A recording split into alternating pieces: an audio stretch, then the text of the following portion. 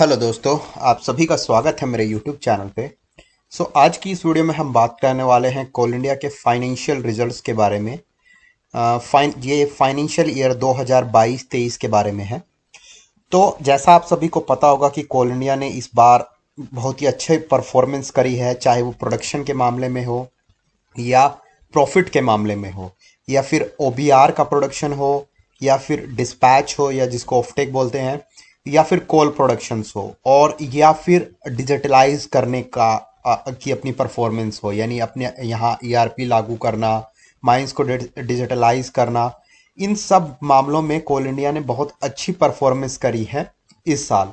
तो अगर जैसे बात करें हम, जिसकी पहले भी बात कर चुके हैं कि कोल इंडिया ने इस बार हाईएस्ट एवर कोल प्रोडक्शन किया है और ओबी रिमूवल, जिसको कि ओवरबर्डन रिमूवल बोलते हैं, वो किया है। उसके अलावा ऑफटेक, जिसको कि डिस्पैच बोलते हैं, तो सीआईएल ने इस बार 700 मिलियन टन का जो आंकड़ा है उसको पार किया। इसके अलावा अगर हम बात करें ओबीआर की, तो ओबीआर इस बार कोल इंडिया ने 294 मिलियन क्यूबिक मीट्रिक किया है, जो कि 22% ज़्यादा है पिछले साल के मुकाबले में। और इस बार कोल इंडिया ने ऑफटेक, कोयले का जो डिस्पैच है वो 694 मिलियन टन किया है, जो कि 99% है टारगेट का। फिर ये सब सब्सिडरीज के अगर देखी जाए तो सब सब्सिडरीज की परफॉर्मेंस है, किस सब्सिडरी ने कितना किसको कितना टारगेट मिला था और कितना उसने अचीव किया। अगर यहाँ पर हम देखें बीसीसीएल, जिसको कि थोड़ा सा अच्छा सब्सिडरी नहीं मानी जाती है जो कोल इंडिया की, उसने अपने जो टारगेट था उसका 113% अचीव किया है। अगर यहाँ पर ईसीएल की बात करें तो वो सिर्फ 70% ही अचीव कर पाई है। सीसीएल ने अपने टारगेट का 100% अचीव किया है इस फाइनेंशियल ईयर 22-23 में। अगर ये हो गए फिजिकल परफॉर्मेंस हर सब्सिडरी की, कितना उसने क्वार्टर वाइज कितना टारगेट्स अचीव किए हैं, कितना ओबीआर का प्रोडक्शन किया है, कितना ऑफटेक किया है, तो ये सारे हैं फिजिकल परफॉर्मेंस। अब अगर हम बात करें फाइनेंशियल परफॉर्मेंस की, कि फाइनेंशियली कोल इंडिया की कैसी स्थिति है अभी, तो कोल इंडिया की जो टोटल रिवेन्यू है फ्रॉम ऑपरेशंस वो 1,38,252 करोड़ रुपए रही।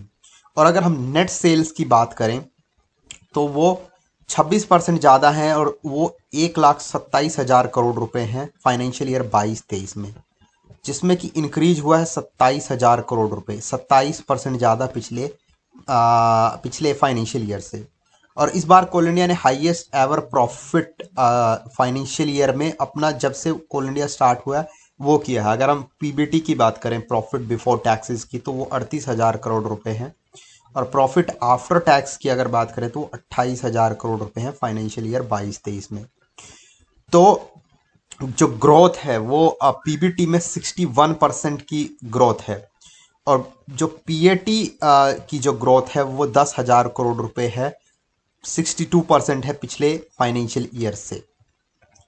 तो जो कोल इंडिया की सारी सब्सिडरीज हैं इस साल प्रॉफिट में रही। जो ईसीएल पिछले साल लॉस में थी वो भी इस साल प्रॉफिट में रही। इसके अलावा इस साल कोल इंडिया ने हाईएस्ट एवर कैपेक्स किया है, कैपिटल एक्सपेंडिचर जिसको बोलते हैं। वो 17,609 करोड़ रुपए फाइनेंशियल ईयर 2022-23 में है, जिसमें कि 14% की ग्रोथ हुई है पिछले साल से। इसके अलावा ई ऑक्शन से जो कोल इंडिया को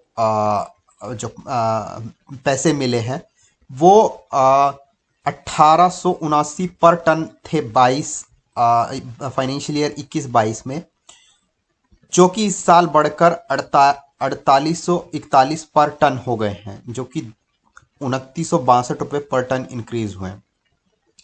इसके अलावा कोल इंडिया को अपने वर्कर्स के लिए इस साल NCAW 11 लागू करना है, तो उसको भी अब कोल इंडिया ने अपनी बैलेंस शीट में शामिल किया है। उसके बावजूद भी कोल इंडिया का प्रॉफिट बहुत ज़्यादा है।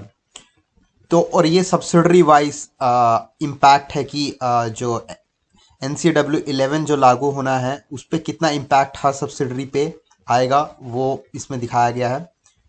और अगर हम बात करें हर सब्सिडरीज का प्रॉफिट बिफोर टैक्स और प्रॉफिट आफ्टर टैक्स कंपैरिजन है फाइनेंशियल ईयर 21 और 22 का, इस स्लाइड में आप देख सकते हैं।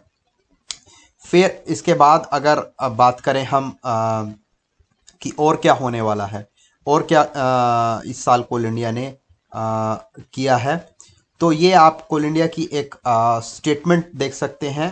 फाइनेंशियल ईयर 21-22 और फाइनेंशियल ईयर 22-23 की जर्नी को दिखाया गया है कि कितने क्या फाइनेंशियल स्थिति है कोल इंडिया की, वो इस स्लाइड में दिखाई गई है।